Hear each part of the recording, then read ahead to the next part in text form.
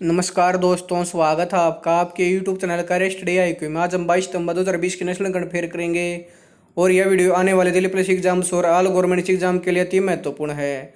और इस वीडियो की पीडीएफ वीडियो के नीचे डिस्क्रिप्शन में मिलेगी। और आज का पहला प्रश्न है, हाल ही में किसने 2020 Dayton literary peace prize lifetime achievements award जीता है? हमारे ऑप्शन है हिलेरी क्लिंटन ने, मैगलेनिंग ने, मार्गरेट एडवुड ने, सनामेर ने। इसका सही आंसर है मार्गरेट एडवुड ने। मार्गरेट एडवुड ने 2020 Dayton literary peace prize lifetime achievements award जीता है। यह पुरस्कार शांति, सामाजिक न्याय और वैश्विक समझ को बढ़ावा देने के लिए साहित्य की शक्ति को चयनित करने के लिए दिया जाता है। रिचर्ड सी होलब्रूक डिस्ट्रिक्टेड अचीवमेंट्स अवार्ड का नाम दिवंगत अमेरिकी राजनयिक के नाम पर रखा गया जिन्होंने 1995 के बोस्नियाई शांति समझौते की अगुवाई की थी।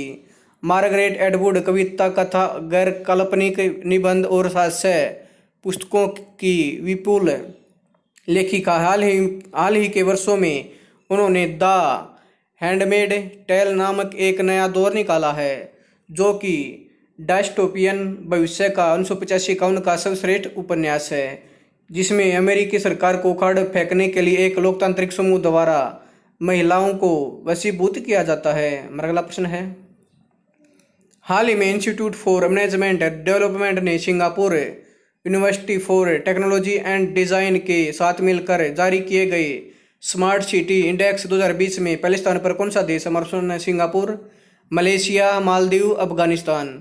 इसका सही आंसर है Singapore. Institute for management development ने Singapore university for technologies and design के साथ मिलकर स्मार्ट सिटी इंडेक्स 2020 जारी किया है। स्मार्ट सिटी इंडेक्स 2020 में कुल 109 शहरों का सर्वेक्षण किया गया है। यह सूचकांक आर्थिक और तकनीकी डेटा और वहां नागरिकों की धारणा की उनके शहर कितने स्मार्ट हैं के आधार पर शहरों को रैंक प्रदान करता है। सूचकांक में सिंगापुर शीर्ष स्थान पर है। उसके बाद हेलसिंकी और ज्यूरिख शीर्ष 3 स्मार्ट शहरों के रूप में शामिल हैं। स्मार्ट सिटी इंडेक्स 2020 में हैदराबाद भारतीय शहरों में शीर्ष स्थान पर रहा, जिसे 85वें स्थान पर रखा गया है। स्मार्ट सिटी इंडेक्स 2020 में भारतीय शहरों की रैंकिंग में महत्वपूर्ण गिरावट देखी गई है। सूचकांक में शामिल भारतीय शहरों की सूची। हैदराबाद को 85वां रैंक मिला है और हैदराबाद 2019 में 67वें स्थान पर था। नई दिल्ली को 86वां रैंक मिला है और 2019 में दिल्ली 68वें स्थान पर थी। और मुंबई को इसमें 2020 में 93वां स्थान मिला है और 2019 में इनका रैंक 78वां था। और बेंगलुरु 2019 में 95वें स्थान पर है और 2019 में यह 79वें स्थान पर थी।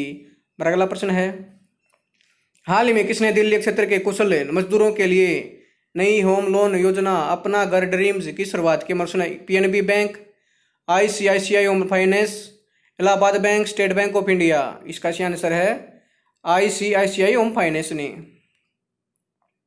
आईसीआईसीआई होम फाइनेंस ने दिल्ली के अनधिकृत क्षेत्र के कुशल मजदूरों जैसे इलेक्ट्रीशियन, मैकेनिक, पेंटर, किराना स्टोर मालिकों आदि के लिए नई होम लोन योजना अपना घर ड्रीम्स की शुरुआत की है। अपना घर ड्रीम्स योजना की विशेषताएं, इस योजना में 2 लाख रुपए से 50 लाख रुपए तक का ऋण दिया जाएगा। यह योजना उन सभी दस्तावेजों के बिना अनधिकृत क्षेत्रों के लोगों को ऋण सुविधा देगी जिनकी जरूरत किसी अन्य फाइनेंसिंग संस्थान से ऋण प्राप्त करने के लिए पड़ती है। ग्राहक लोअर इनकम ग्रुप से, इकोनॉमिकली वीकर सेक्शन और मिडिल इनकम ग्रुप से के लिए प्रधानमंत्री Awas Yojana credit linked subsidy scheme का लाभ उठा सकते हैं। जरूरी दस्तावेज और पात्रता, यह एक विशेष योजना है जिसमें 20 साल की अवधि के लिए ऋण दिया जाएगा। इसके लिए पैन, आधार और बैंक खाते की पिछली 6 महीने की एंट्री जैसे दस्तावेजों की आवश्यकता होगी। 5 लाख रुपए तक के लोन के लिए ग्राहकों के खाते में 1500 रुपये और 5 लाख रुपए से ऊपर के लोन के लिए ग्राहकों के खाते में 3000 रुपये का न्यूनतम खाता बैलेंस होना चाहिए। मेरा अगला प्रश्न है, हाल ही में अंतर्राष्ट्रीय सम्मान वेतन दिवस कब बनाया गया? मर्सन 18 सितंबर, 19 सितंबर, 20 सितंबर, 21 सितंबर। इसका सही आंसर है 18 सितंबर को। इस बार 18 सितंबर 2020 को पहली बार वैश्विक स्तर पर अंतर्राष्ट्रीय सम्मान वेतन दिवस मनाया जा रहा है। अंतर्राष्ट्रीय गठबंधन पहले अंतर्राष्ट्रीय समान वेतन दिवस के अवसर पर और वैश्विक कोविड-19 महामारी के इस कठिन दौर में समान सभी श्रम बाजार नेताओं को यह सुनिश्चित करने के लिए आवश्यक कदम उठाने के लिए प्रोत्साहित करने के लिए एक वर्चुअली वैश्विक कॉल टू एक्शन की मेजबानी करेगा। अंतर्राष्ट्रीय समान वेतन दिवस का इतिहास। संयुक्त राष्ट्र महासभा ने 15 नवंबर 2019 को अपने 70वें तीसरी समिति ने 18 सितंबर को अंतर्राष्ट्रीय समान दिवस के रूप में घोषित करते हुए प्रस्ताव को अपनाया था। यह प्रस्ताव कुल 105 सदस्य राज्यों द्वारा सह प्रायोजित था। इसके अलावा श्रमिकों और नियोक्ताओं के संगठनों और व्यवसायों के योगदान को पहचानने के साथ साथ संकल्प ने समान वेतन प्राप्त करने के लिए EPIC के कार्य और योगदान को भी मान्यता दी गई। मेरा अगला प्रश्न है, हाल ही में राज्यसभा सांसद अशोक गास्ती का निधन कितने वर्ष की आयु में हो गया है? हमारा प्रश्न है 55 वर्ष, 60 वर्ष, 65 वर्ष, 70 वर्ष। इसका सही आंसर है 55 वर्ष। कर्नाटक से राज्यसभा सांसद अशोक गास्ती का निधन कोविड-19 के कारण 55 वर्ष की आयु में हो गया है। उनका जन्म 1965 में हुआ था और वे कर्नाटक के रायचूर जिले के निवासी थे। पहली बार उन्होंने 19 जुलाई 2020 को राज्यसभा सांसद के रूप में शपथ ली। उन्हें रायचूर जिले में भाजपा को जीत दिलाने का श्रेय दिया जाता है। गास्ती पेशे से वकील और भाजपा के अन्य पिछड़ा वर्ग OBC सेल के पूर्व महासचिव, कर्नाटक में पिछड़ा वर्ग विकास निगम के पूर्व अध्यक्ष भी थे। मेरा अगला प्रश्न है, हाल ही में संयुक्त राष्ट्र द्वारा निर्धारित सतत विकास लक्ष्यों से संबंधित राष्ट्रीय बॉन्ड जारी करने वाला दुनिया का पहला देश कौन सा बना? हमारा मेक्सिको, मलेशिया, अमेरिका, फ्रांस। इसका सही आंसर है मेक्सिको देश। संयुक्त राष्ट्र द्वारा निर्धारित सतत विकास लक्ष्यों से संबंधित राष्ट्रीय बॉन्ड जारी करने वाला मेक्सिको दुनिया का पहला देश बन गया है। इसने इस बॉन्ड्स के जरिए 750 मिलियन EUR जुटाए हैं। SDG बॉन्ड सितंबर 2027 में मैच्योर होगा और 1.603% की मैच्योरिटी दर और 1.350% की कूपन दर के साथ आगे बढ़ेगा। यह नया बॉन्ड मेक्सिको के नए SDG सॉवरेन बॉन्ड फ्रेमवर्क के तहत जारी किया गया है, जिसमें फरवरी में फ्रेंच इन्वेस्टमेंट बैंक नेटिक्सीज के साथ साझेदारी में जारी किया गया था। यह बॉन्ड मैक्सिकन सरकार के लिए 3 तरीकों से मददगार साबित होगा, जैसे बजट पारदर्शिता को मजबूत करने, विकास कार्यक्रमों के लिए खर्चे में बढ़ोतरी करने और विकास वित्त के उद्देश्य से स्थानीय और अंतर्राष्ट्रीय पूंजी बाजारों के विकास में योगदान देने। मेक्सिको की कैपिटल है मेक्सिको सिटी और इसकी मुद्रा है मैक्सिकन पेसो और इसके राष्ट्रपति हैं एंड्रेस मैनुअल लोपेज ऑब्रेडोर। हमारा अगला प्रश्न है, हाल ही में जारी की गई ऑल इंडिया हैप्पीनेस रिपोर्ट 2020 में भारत का कौन सा राज्य पहले स्थान पर? हमारा मिजोरम, महाराष्ट्र, हरियाणा, उपयुक्त सभी। इसका सही आंसर है मिजोरम।